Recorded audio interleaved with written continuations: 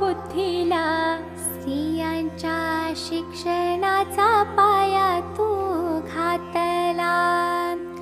अशिक्षित अडाणी तू पतीपाशी शिकली, मुलींसाठी पहिली शाळा तू काढली. दुसरी ओवी गायली तुझ्या धैर्याला, दगड गोटे खाऊनी चालविली तू शाळा. घरा